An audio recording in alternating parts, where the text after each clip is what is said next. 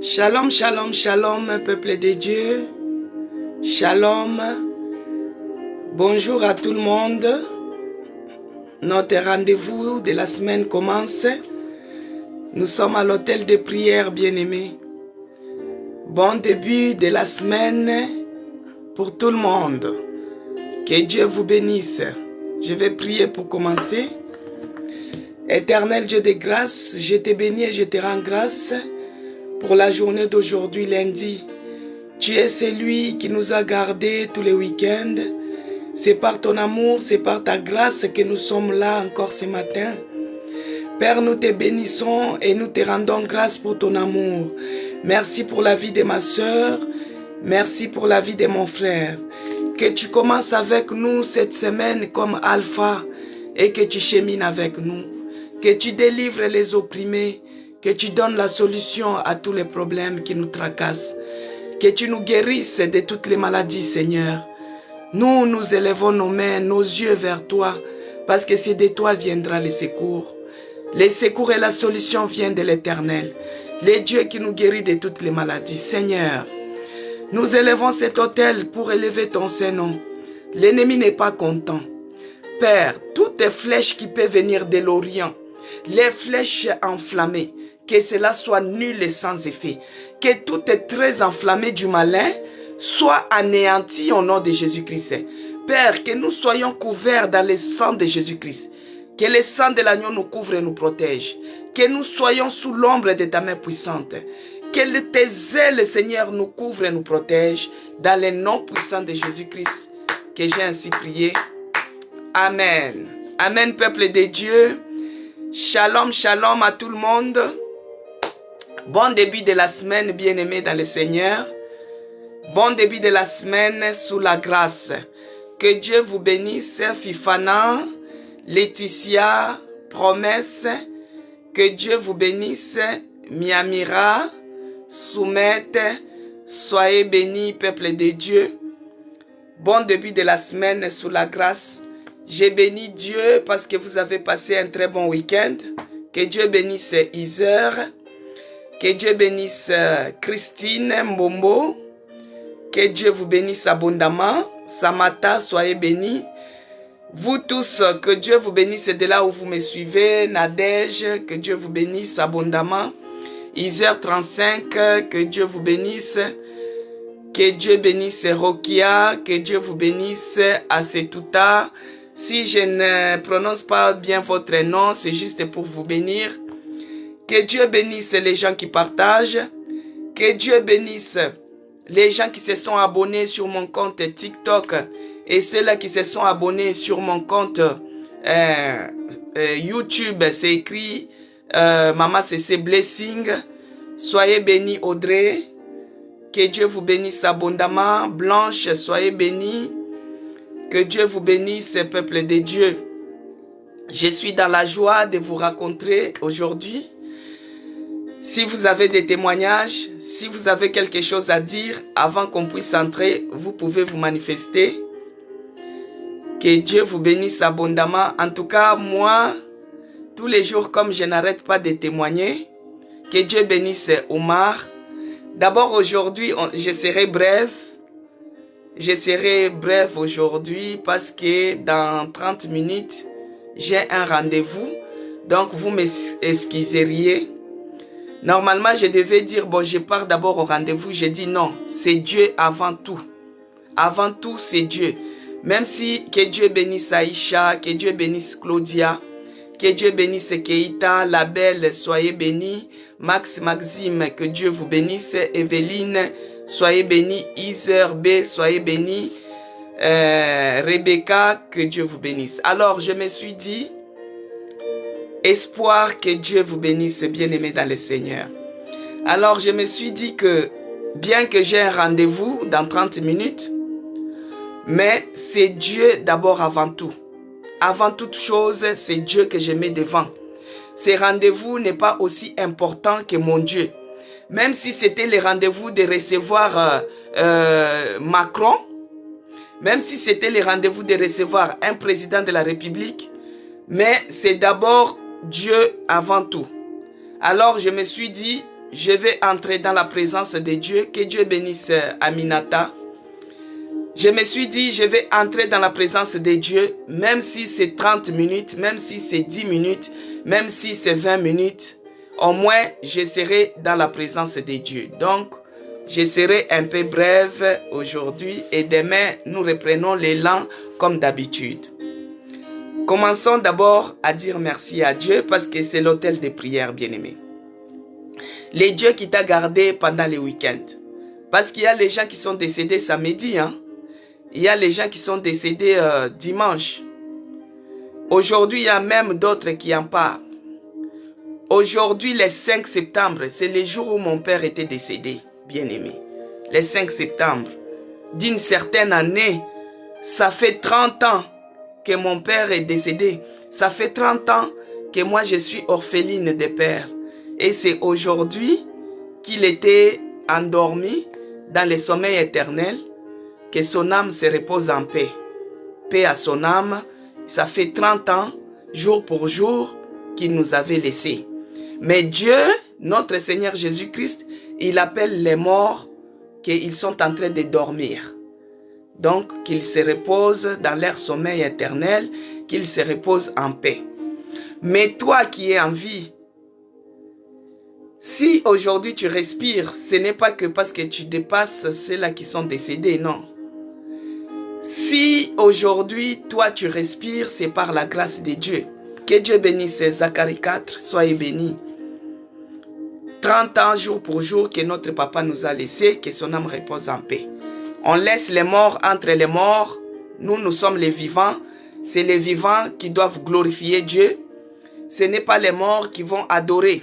Les morts, eux, ils sont en train de se reposer dans leur sommeil éternel. Donc, on laisse les morts entre les morts et nous, les vivants, nous allons glorifier Dieu. Parce que si nous nous sommes réveillés ce matin, c'est par sa grâce. C'est pourquoi, bien-aimé, je t'inviterai à l'autel de prière, que tu puisses élever ta voix, bien-aimé, et dire merci à Dieu. C'est lui qui t'a gardé, qui a gardé ta famille, qui a gardé tes pas. C'est lui qui a renouvelé le souffle de vie en toi. C'est lui qui a renouvelé sa bonté ce matin pour toi. Nous allons lui remercier, l'adorer et lui dire merci. Prions, bien-aimés, au nom de Jésus-Christ. Père de grâce, Dieu de toute grâce, je te dis encore merci pour la journée d'aujourd'hui. Merci parce que toi, tu es celui qui m'a fait grâce. Tu as renouvelé le souffle de vie en moi. Tu m'as donné la vie, Seigneur. Tu m'as fait grâce pour que je puisse être compté parmi les vivants. Tu as restauré mon âme et ma santé. Tu m'as fait asseoir à l'autel de prière pour que je puisse t'élever. Jésus-Christ, tu es le Dieu omniprésent, omnipotent. Tu es le Dieu qui est au-dessus de toutes choses visibles et invisibles. Reçois les remerciements. Reçois l'honneur. Reçois la magnificence et reçois la gloire. Dans le nom puissant de Jésus-Christ. Je te bénis, Seigneur, pour la paix que tu nous donnes. Merci, Seigneur Jésus-Christ, pour la paix que tu donnes à mon bien-aimé. Dis merci à ces dieux-là, les dieux qui t'ont donné la paix. Même si tu n'as pas encore vu la solution à tes attentes, mais au moins tu as de l'espoir. J'ai vu quelqu'un qui s'appelle Espoir, ou qui s'est surnommé Espoir. C'est très bien. Nous devons toujours garder l'espoir, bien-aimé. Même si nous traversons la vallée de l'ombre et de la mort, je l'ai dit et je le répète toujours, nous devons toujours garder de l'espoir, bien-aimé. Quels que soient les problèmes, même s'il y a la fatigue, que les faibles disent que je suis fort, que les pauvres disent que je suis riche, nous devons toujours garder de l'espoir. Aujourd'hui, c'est lundi. Bon début de la semaine sous la grâce de notre Seigneur Jésus-Christ. Que Dieu chemine avec nous. Que Dieu nous accompagne dans nos démarches, dans nos rendez-vous bien-aimés. Que nous soyons accompagnés avec Dieu, que sa grâce soit avec nous. La fois passée, la semaine passée, depuis que nous avons commencé l'hôtel de prière, je ne sais pas s'il y a les nouveaux venus. Que Dieu bénisse Ketia, Isère 99, soyez bénis. S'il y a des nouveaux, vous pouvez vous manifester. Comme ça, je me présente vite fait 1 minute. Mais s'il n'y a pas de nouveaux, je fais les récapitulatifs et on continue. Que Dieu bénisse Olga Samba. Alors, je disais, la fois passée, nous avons parlé sur la prière. Nous avons parlé sur les ennemis de la prière. Nous avons parlé sur que Dieu bénisse Gérard Beautiful, que Dieu vous bénisse Nathalie, soyez bénis peuple de Dieu. Alors nous avons dit que pour qu'une prière soit efficace, qu'on doit l'associer avec les jeûnes. Alors on avait parlé sur les jeûnes. On a montré aussi, on a pris quelques exemples pour les gens qui avaient jeûné à l'époque. On avait pris précisément l'exemple de la sœur Esther, la reine Esther, qui avait fait les jeûnes de 3 jours. On avait parlé aussi sur Daniel, qui avait jeûné pendant 21 jours. On a parlé sur notre Seigneur Jésus-Christ, qui avait jeûné 40 jours.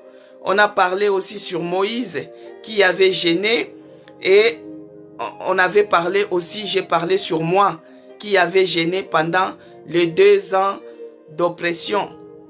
Moi, je n'ai pas jeûné comme Jésus-Christ. Jésus-Christ, il a jeûné 40 jours et 40 nuits sans manger ni boire. Mais moi, j'ai jeûné dans mon parcours avec Jésus-Christ, même avant la maladie. J'ai eu à jeûner 3 jours à sec comme Esther. J'ai eu à jeûner 7 jours à sec sans manger ni boire, mais je faisais que me laver pour me ressourcer, avoir la force. J'ai fait 40 jours de jeûne. J'ai mangé le soir. Qu'on ne mélange pas les choses. Il n'y a que notre Seigneur Jésus-Christ qui a jeûné 40 jours et 40 nuits sans manger. Alors moi j'ai jeûné 40 jours, j'ai mangé le soir. À 18 h, j'ai mangé et à partir de minuit, j'ai jeûné et j'ai fait 40 jours de cela. J'ai eu à jeûner pendant 120 jours. 120 jours, comme Daniel, j'ai mangé que les légumes, bien-aimés. Daniel a jeûné 21 jours, mais moi j'avais jeûné 120 jours. 120 jours, ça faisait au moins 4 mois.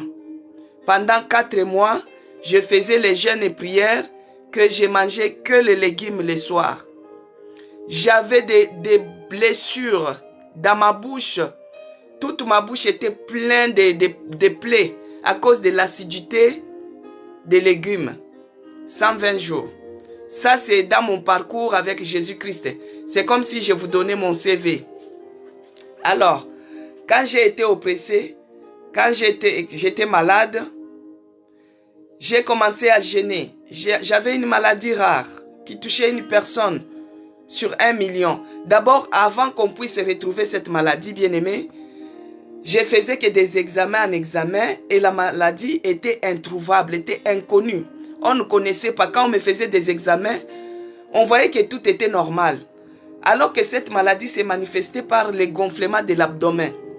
Et moi, mon abdomen, ça gonflait de plus en plus. Je devenais comme une femme enceinte, alors que je n'étais pas enceinte. Maintenant, les médecins, vous savez que Dieu, il est celui qui donne. Il donne l'intelligence aux hommes des sciences. C'est ce que Daniel nous dit. Les médecins sont intelligents, c'est Dieu qui les a donné cette intelligence pour qu'ils puissent nous soigner. Parce que Dieu, il accomplit sa parole toujours à travers une personne. Il peut accomplir sa parole à travers moi, à travers un pasteur, à travers ton voisin, à travers les médecins. Alors les médecins faisaient des recherches, ils ne retrouvaient pas la maladie. Et c'est comme ça que j'ai commencé à jeûner. Maintenant, quand j'ai jeûné au début, mon mari me dit non, tu es malade. Tu ne peux pas jeûner comme ça. Il faut faire les jeûnes d'état d'esprit. Alors j'ai essayé. À chaque fois que les combats, la bataille qui s'élevait au-devant de moi, bien aimé, je me mettais toujours en jeûne. Et quand j'ai commencé à jeûner, le corps s'est fragilisé.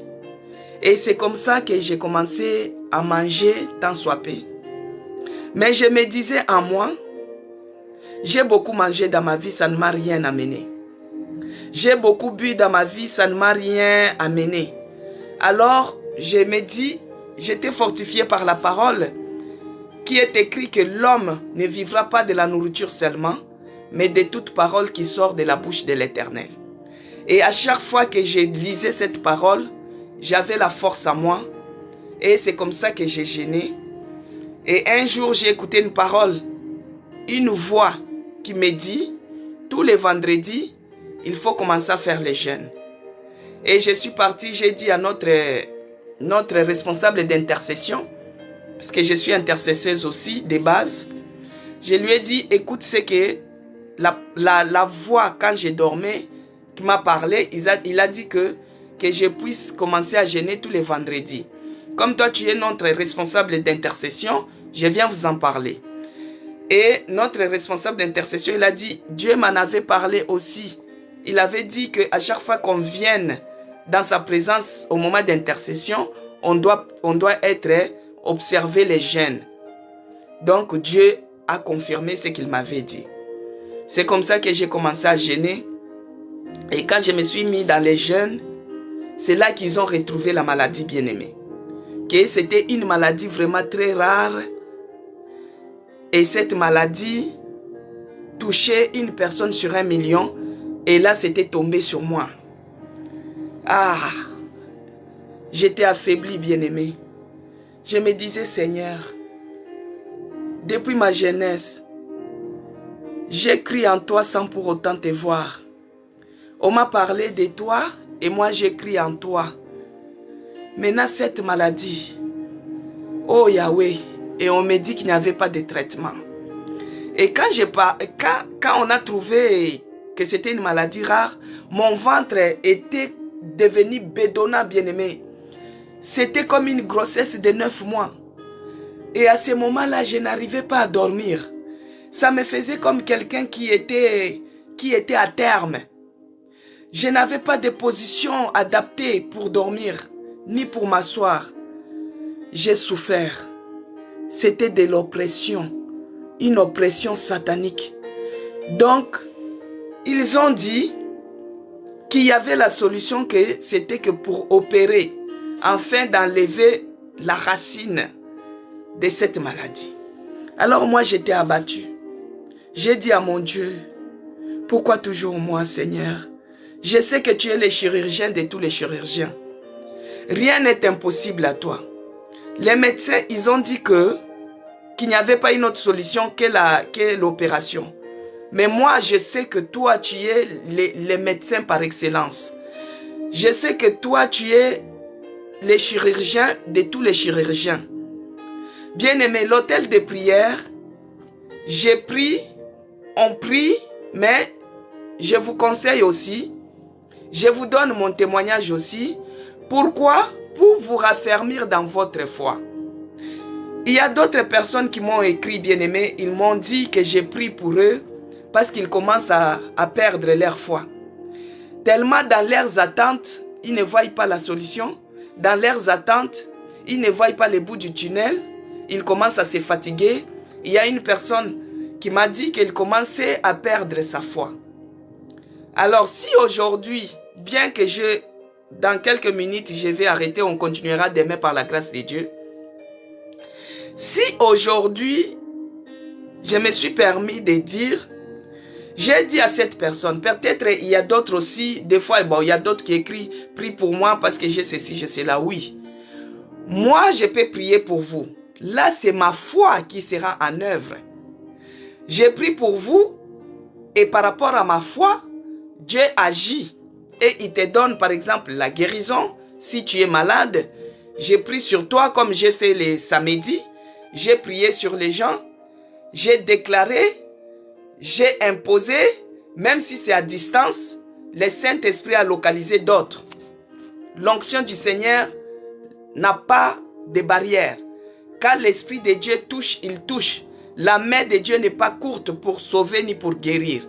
Tu peux être en Australie, tu peux être en Afrique, tu peux être en France, mais si c'est ton jour de délivrance, Dieu agit. Alors les gens m'ont demandé que je puisse prier pour eux parce qu'ils sont en train de perdre la foi par rapport à leur situation. Alors je les ai dit, bien sûr, ne perds pas la foi parce que la foi c'est la clé de tout. Parce que moi je peux prier pour toi, c'est ma foi que je vais exercer. Ma foi va agir. Tu peux avoir la délivrance, tu peux avoir la guérison, mais qu'on se le dise la vérité, ça sera temporaire. Si toi-même tu n'as pas la foi, tu ne peux pas garder ta délivrance aussi longtemps. Si toi-même tu n'as pas la foi, tu ne peux pas garder ta guérison aussi longtemps. Je peux prier pour vous, mais ça sera temporaire. Je peux chasser cette maladie-là. Je peux chasser ces démons-là qui t'embêtent, qui t'oppressent.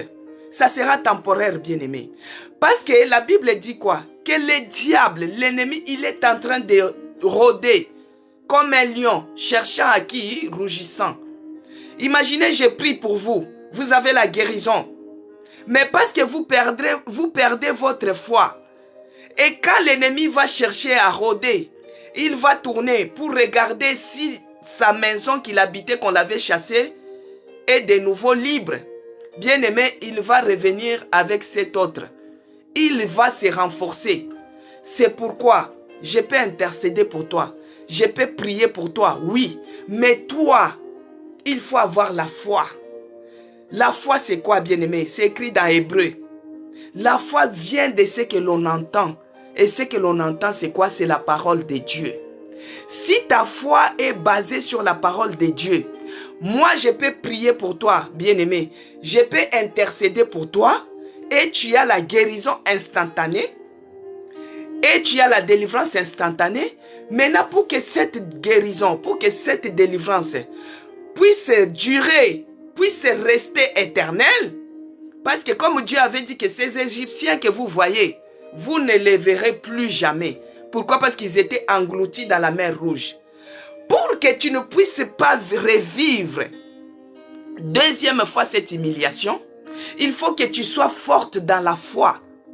Parce que quand l'ennemi va revenir, quand il va chercher à rôder tout autour de toi, tu vas lui résister. Tu vas lui résister avec quoi? Dans la parole. Tu vas lui résister avec quoi? Comme on avait lu dans Ephésiens 6. Ephésiens 6 nous a dit comment on doit résister dans les mauvais jours. Mais les gens, quand on prie pour eux, quand on intercède pour eux, ils ont la solution, ils abandonnent.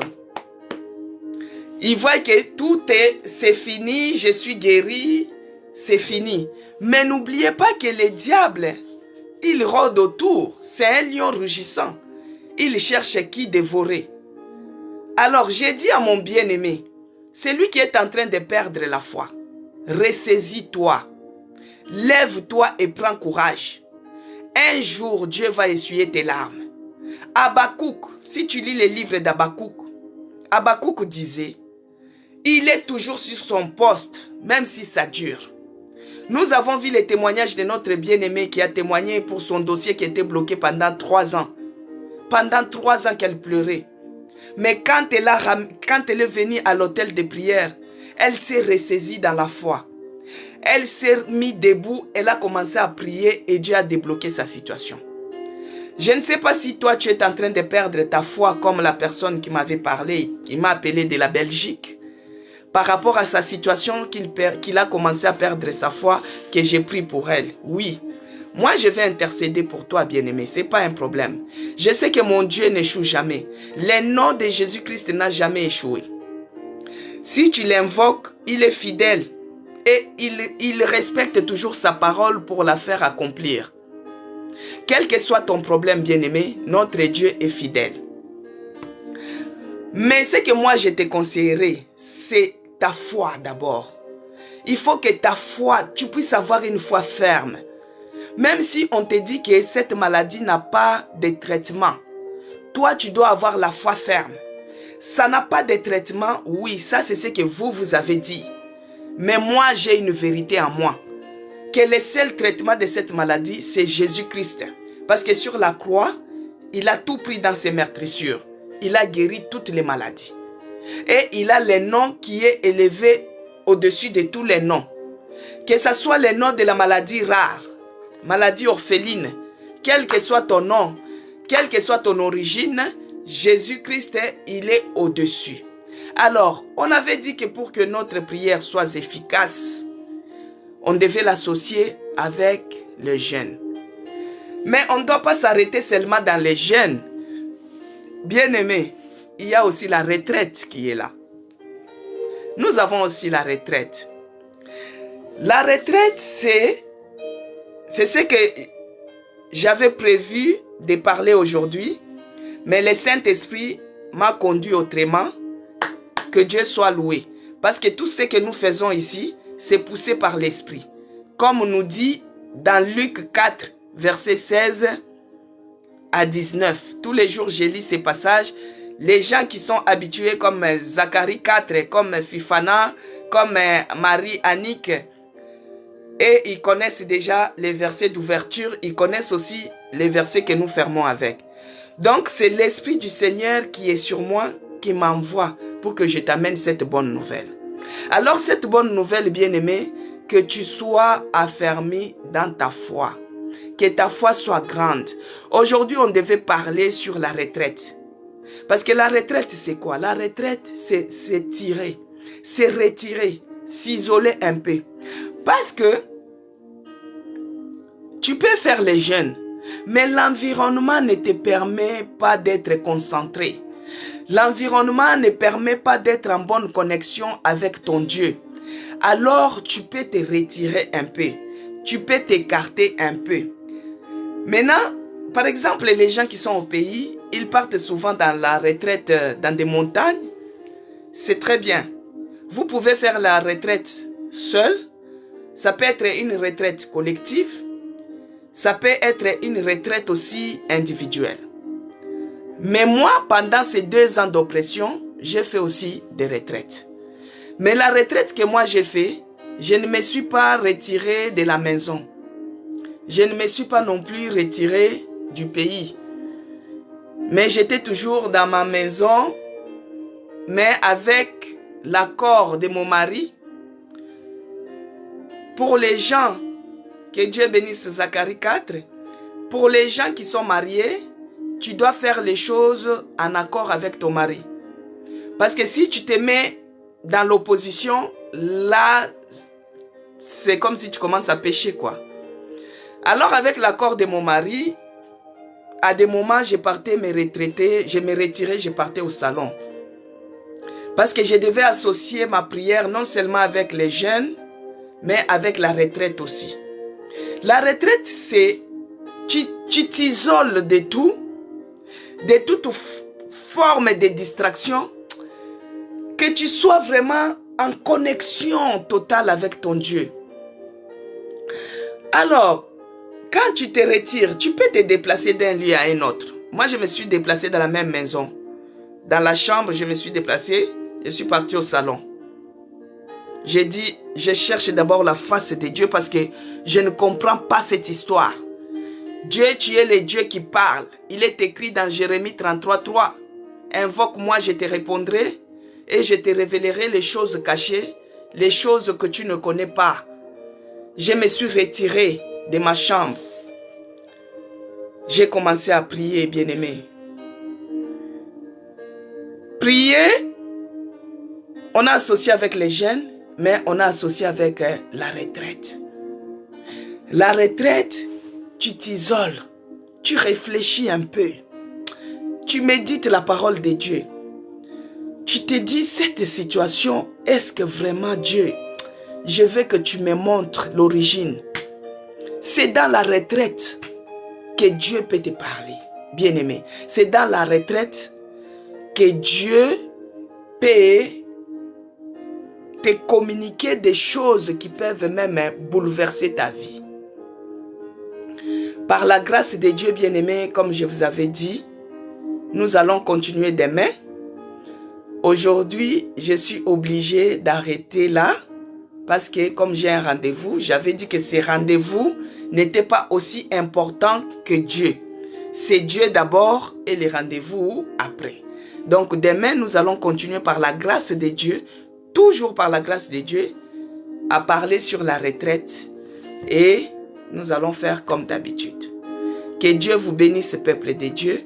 Je vais prier pour vous tous qui êtes connectés, pour vous tous qui partagez, mais vous allez rester travailler sur la foi. Il faut lire Hébreux. Dans le livre des Hébreux 11, vous allez voir comment il y a eu beaucoup de gens qui se sont manifestés par la foi. Hébreux 11, verset 1.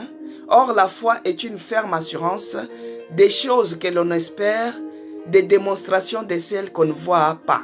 Donc vous lisez tout l'hébreu, vous allez voir que c'est par la foi qu'Enoch fut enlevé. Et c'est par la foi qu'Abraham fit appeler le père des multitudes. Donc aujourd'hui, vous lisez sur la foi. Hébreu 11, à partir du verset 1, vous lisez vraiment tous les chapitres. Et vous allez voir comment Dieu a manifesté avec les autres. Donc notre verset de fermeture, c'est Ésaïe 49, de 24 à 26. Que Dieu bénisse Zacharie 4. Je vais prier, bien-aimés. J'espère que vous ne me tenez pas rigueur, parce que comme je vous ai dit, avant tout, c'est Dieu. C'est Dieu d'abord et le reste après. Je vais prier. Seigneur, je te dis merci pour ces moments que nous avons passés avec toi dans ta présence. Dans ta présence, tu nous fais du bien. Ta parole nous apporte la paix. Merci Seigneur Jésus-Christ, parce que tu es celui qui nous a parlé sur la foi, que nous devons avoir la foi ferme. Quelles que soient les montagnes, quelle que soit la souffrance, quels que soient des problèmes, nous devons toujours résister. Mais tu es celui qui nous a dit aussi, nous devons associer notre prière avec les jeûnes, mais aussi avec la retraite. Seigneur, que ton nom soit glorifié. Que tu bénisses tout un chacun de nous. Ceux-là qui se sont connectés, Seigneur, pour écouter ta parole. La parole qu'ils ont écoutée, que cela puisse les donner la paix. Que cela puisse les faire du bien. Du bien dans leur travail, du bien dans leur service, du bien dans leurs entreprises, même dans la détresse, que ta parole les apporte du bien et du bonheur et la grâce. C'est dans le nom de Jésus-Christ que j'ai ainsi prié. Amen, peuple de Dieu. Que la grâce du Seigneur, que l'amour de notre Dieu, que la communion du Saint-Esprit soit avec nous tous. Bien-aimés, que la grâce de Dieu vous accompagne la journée d'aujourd'hui dans toutes vos entreprises. Vous qui me suivez au travail, vous qui partez dans les démarches, vous qui avez des rendez-vous comme moi, que la grâce de notre Dieu puisse vous accompagner. Que cet début de la semaine soit une semaine de grâce et de bonheur. Que Dieu nous accompagne et que Dieu accélère d'autres processus dans nos démarches, dans le nom de Jésus-Christ que j'ai ainsi prié. Amen. À demain par la grâce de Dieu, nous allons nous retrouver à l'hôtel de prière de 11h30 à 12h30 comme d'habitude. Mais là, je me suis arrêté un peu tôt par rapport à ce que je vous ai dit. Soyez bénis, que Dieu vous bénisse abondamment. À demain.